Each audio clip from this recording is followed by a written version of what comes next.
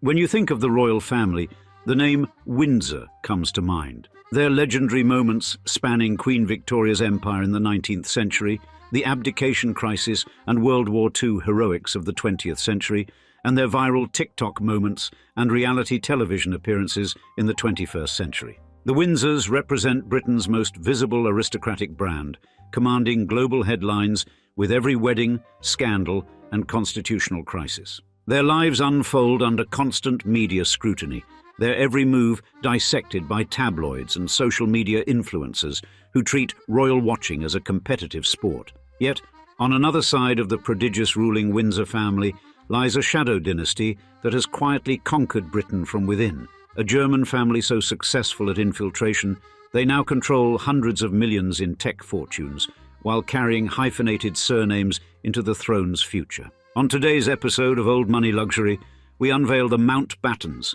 descendants of Polish revolutionaries and Prussian princes who transformed from wartime outcasts into digital aristocrats, as we describe. The German family that conquered Britain.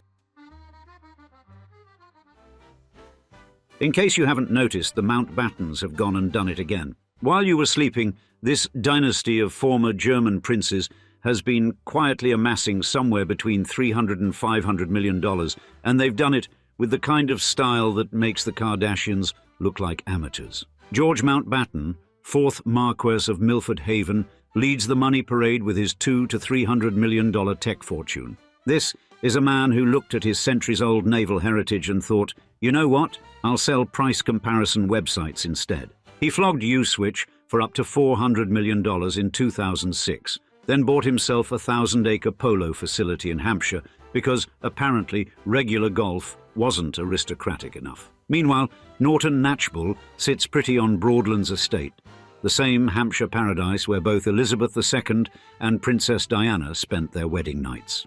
We're talking $50 to $100 million worth of manicured lawns and history, people.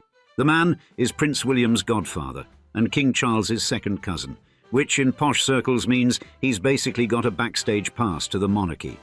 But here's where it gets properly juicy. Lord Ivar Mountbatten, gay divorcee and professional family rebel, has just won the Traitors US reality show. I'll say that again slowly. A member of the extended royal family won a reality TV show in 2025. You know, if Queen Victoria could see this, she'd need more than her usual medicinal brandy. The property portfolio alone would make a Saudi prince jealous. Racing estates, polo grounds, enough Hampshire acreage to start their own country, and they've been quietly selling bits off when the tax bills come due. Lord Ivar recently pocketed £5.5 million for his Bridwell Park estate, presumably to fund his new career as a reality television personality. And then there's Penny Knatchbull, the ultimate insider who wasn't even born a Mountbatten. Palace staff called her "and also," because Prince Philip couldn't plan a lunch without adding "and also Penny" to the guest list. She was one of 30 people at his pandemic funeral. 30. Most people can't get 30 people to their birthday parties, and she made it to the most exclusive funeral in modern history. And the masterstroke is Prince Harry's kids carry the Mountbatten Windsor surname, meaning this German family's DNA is now permanently embedded in the British throne's future. Every time little Archie signs his name, he's advertising a brand that was invented in 1917 to avoid anti-German violence. Talk about a comeback story. They've traded battleships for bandwidth, admiralty for apps, all while keeping their manicured fingers on every important speed dial in Britain. Indeed, the Mountbattens haven't just survived the modern age. They've downloaded it, monetized it, and made it pose for photos at their polo grounds. But this glittering success story began with 19 bullets fired into a Polish count on a Warsaw street in 1830, creating an orphan whose unlikely romance would spawn Europe's most audacious dynasty. The bullets that killed Count Maurice Hauke on November 29, 1830, in the streets of Warsaw, would echo through European history in ways the Polish revolutionaries could never have imagined. 19 shots fired into a man who had refused to betray his oath to the Tsar transformed his orphaned daughter Julia into the unlikely matriarch of one of Europe's most successful dynasties. The assassination scene was theatrical in its brutality. Count Hauke was riding alongside his wife's carriage when the revolutionaries surrounded them, demanding he lead their uprising against Russian rule. His refusal was met with immediate violence. The conspirators opened fire in full view of his family, leaving the Deputy Minister of War of Congress Poland bleeding in the street, while his wife screamed and his children watched their world collapse. Julia Hauk's transformation from traumatized orphan to Princess of Battenberg represents one of those historical pivots where personal tragedy becomes dynastic opportunity. Born in Warsaw in 1825 to a Polish general of German descent, she embodied the complex ethnic tapestry of 19th-century European nobility. Polish by nationality, German by blood, Russian by circumstance. The Imperial Russian family's decision to take the orphaned Julia under their protection placed her in the salons of St. Petersburg, where in 1841 she would encounter Prince Alexander of Hesse and by Rhine. Alexander had come to Russia, accompanying his sister Marie to her marriage with the future Tsar Alexander II. The Tsar had been considering Prince Alexander as a potential husband for one of his own daughters, making the prince's growing attachment to a mere lady-in-waiting particularly inconvenient. Their elopement in 1851 shocked European courts. Julia was already 6 months pregnant when they fled Russian territory, adding scandal to what was already an impossible situation. They married on October 28th in Breslau, Silesia, beyond the reach of imperial displeasure, but not beyond the consequences of defying royal expectations. The morganatic nature of their union meant their children could never inherit the titles and privileges of the House of Hesse. Grand Duke Ludwig III of Hesse, and by Rhine, Alexander's brother, faced a delicate problem that required creative solutions. His response was to resurrect the extinct medieval title of Battenberg, derived from a small town in Hesse, where a ruined castle overlooked the Oder River. In 1851, Julia became Countess of Battenberg with the style of Illustrious Highness. 7 years later, she and her children were elevated to Prince or Princess of Battenberg with the style of Serene Highness. Castle Heidenberg became their stronghold, a palace where Julia would preside over one of Europe's most cosmopolitan courts. The woman who had watched her father die for refusing to betray his loyalties had created something entirely new, a princely house that owed its existence to love rather than conquest, to adaptation rather than tradition, and whose children would prove that sometimes the most successful aristocrats are those who start with the least. Her eldest son, Louis, would test this theory in the most challenging arena imaginable, the xenophobic corridors of the Royal Navy, where a sickly German prince with bad eyesight would attempt the impossible. When 14-year-old Prince Louis of Battenberg stepped off the ship at Portsmouth in 1868, the medical examination that followed should have ended his naval ambitions before they began. The Royal Navy surgeons documented his physical shortcomings with clinical precision: small, flat chest, slight lateral curvature of the spine, defective vision. In the brutally competitive world of Victorian naval service, where physical prowess determined survival, these deficiencies marked him as unfit for the rigors of maritime life. Yet Louis possessed something that transcended medical fitness reports: the personal favour of Queen Victoria herself. The Queen's intervention on behalf of this young German prince would prove to be one of those seemingly minor decisions that reshape the trajectory of nations. Her insistence that the Admiralty accept Louis despite his physical limitations set in motion a career that would culminate in his command of the entire British fleet at the dawn of the First World War. The hostility Louis faced within the Royal Navy reflected deeper anxieties about foreign influence in British institutions. Officers' messes buzzed with resentment about this German prince receiving special treatment, while newspapers openly questioned whether foreigners should hold positions of authority in Her Majesty's forces. Queen Victoria herself acknowledged these tensions in her private correspondence, noting that the Admiralty hesitated to promote princely officers on account of the radical attacks of low papers and scurrilous ones. Louis's response to this xenophobia was to outwork and outthink his critics at every turn. His 1892 invention of the Battenberg course indicator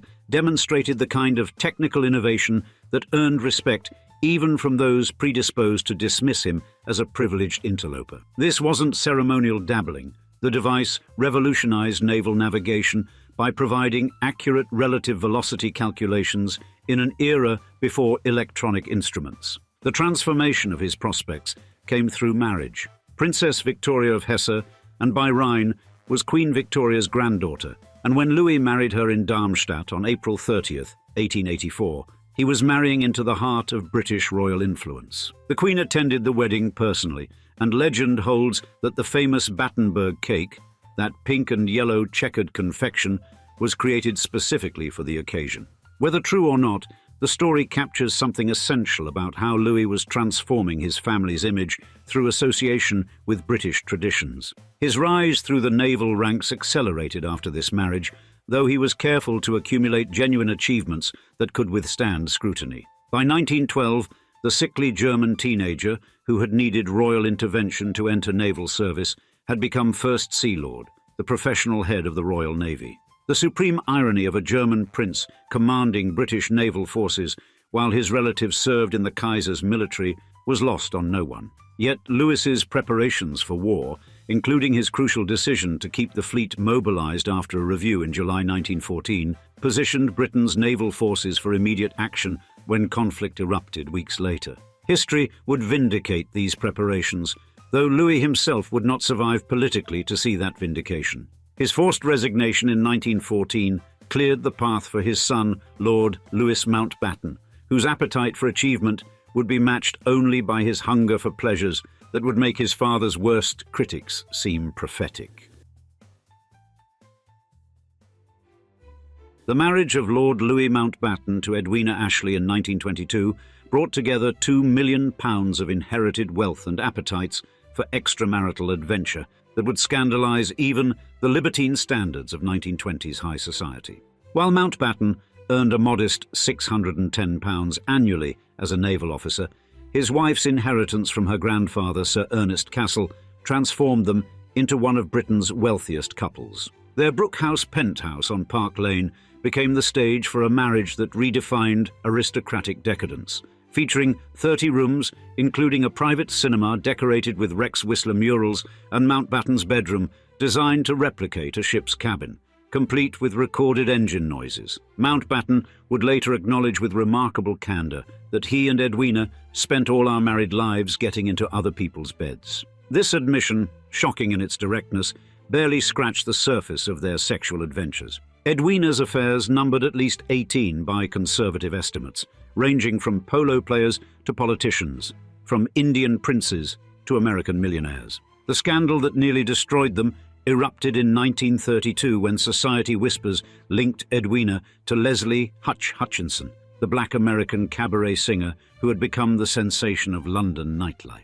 The relationship crossed every boundary that British society held sacred: race, class, and marital propriety. When gossip columnists prepared to publish the story, King George V personally intervened, ordering the Mountbattens to sue for libel rather than allow the scandal to become public. In an extraordinary breach of upper-class discretion, a drunken Mountbatten reportedly told a band leader that Hutchinson possessed anatomy like a tree trunk and was with Edwina at that very moment. The FBI's 1944 security assessment of the Mountbattens reads like a moral indictment disguised as intelligence gathering.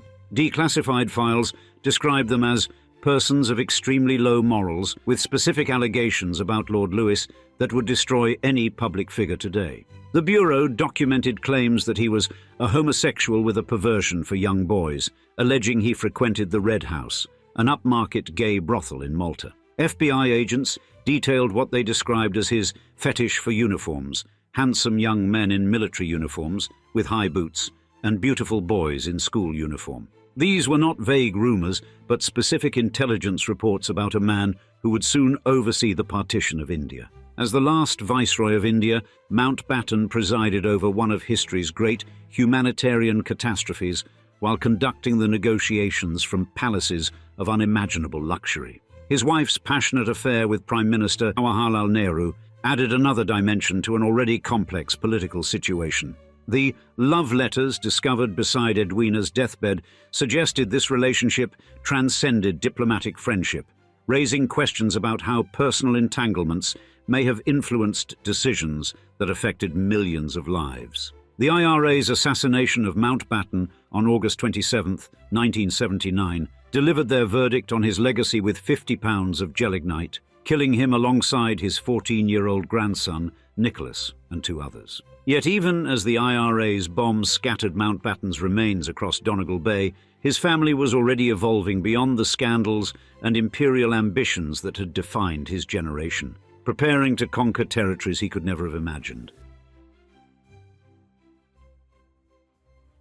The sale of uSwitch in 2006 for up to $400 million announced that the Mountbattens had discovered something their naval ancestors never imagined: that technology fortunes could dwarf inheritance, and that Silicon Valley could be conquered as surely as any colonial territory. George Mountbatten, 4th Marquess of Milford Haven, had looked at his family's centuries of military service and chosen instead to build price comparison websites, accumulating a fortune that places him at the apex of contemporary Mountbatten wealth. His thousand-acre Great Trippett's polo facility in Hampshire represents the perfect fusion of old money aesthetics and new money capital.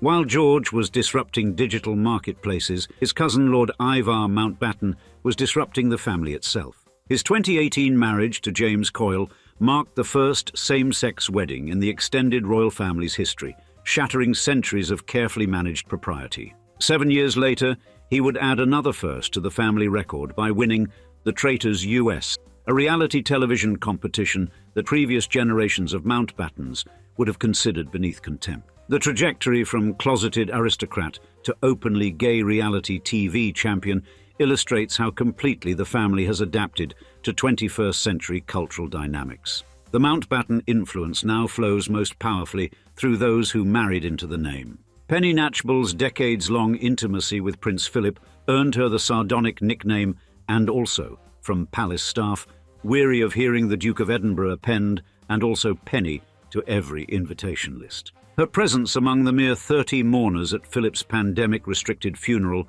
spoke volumes about her position in the royal inner circle.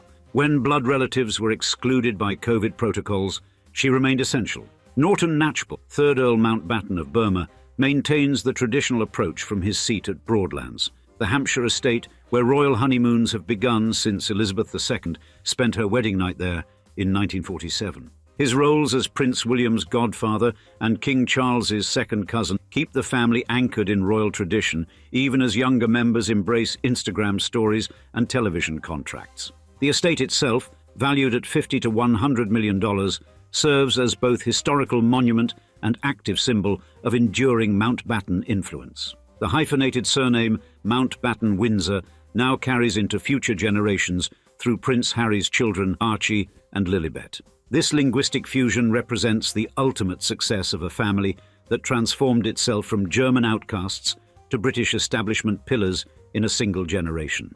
When Prince William and Catherine sued the French magazine Closer, they filed as Monsieur et Madame Mountbatten Windsor, wielding the family name as both shield and sword in defense of royal privacy. King Charles III carries Battenberg blood to the British throne, making Julia Harker's great-great-grandson the sovereign of the realm that once viewed his family with suspicion. The Mountbattens have proven that aristocracy in the modern age requires constant reinvention, from naval commanders to tech entrepreneurs, from closeted courtiers to reality TV stars, from German princes seeking acceptance to British grandees setting the social agenda. They've survived world wars, terrorist attacks, sexual scandals, and digital disruption by understanding a fundamental truth. In a rapidly changing world, the only way to maintain position is to change faster than everyone else. And now, we'd love to see you in the comments. Before this video, how familiar were you with the Mountbattens' journey? And what is your opinion of them now? We look forward to hearing from you, and thanks for joining us for another episode of Old Money Luxury. Cheers.